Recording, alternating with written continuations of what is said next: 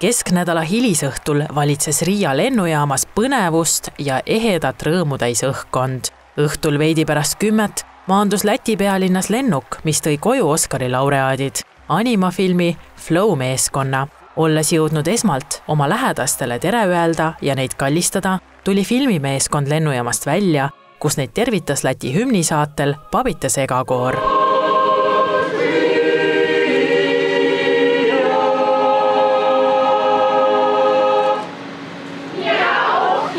Tu teici, ka gribi mājās. Kāds ir sajūta? Vēl joprojām gribu mājās. Nav bijis tāds pārtraukums īpaši. Tā mūsu uzvara, to mēs negaidījām. Nedaudz cerība bija, bet jā, tomēr ļoti spēcīgs gads animācijā.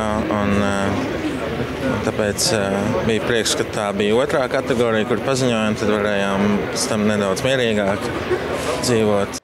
Filmi produtsent Matiš Kaša jõudis koju päev enne ülejäänud meeskonna Riiga saabumist. Tema rõõmsad emotsioonid linateosele nime andmisest ja kiirustades valesti nööbitud pintsaku hetkest Oscarite jagamisel on nüüdseks saanud tõeline internetisensatsioon.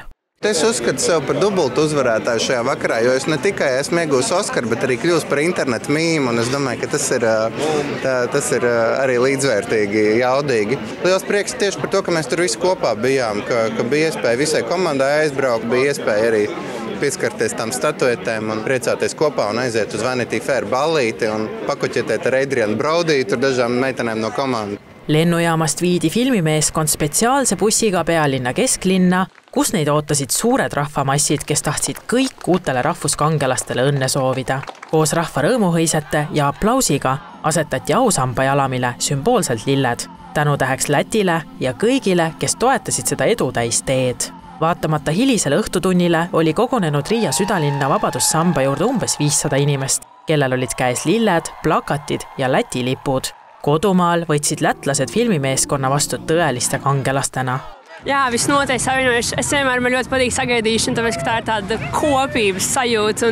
Un tas, ka mūsējie var, tas vienmēr sirds silda un mēs ļoti lepojamies. Meeskond on juba alustanud tööd uue animafilmi kallal ja lubab sellega filmivaatajaid rõõmustada 2028. aastal.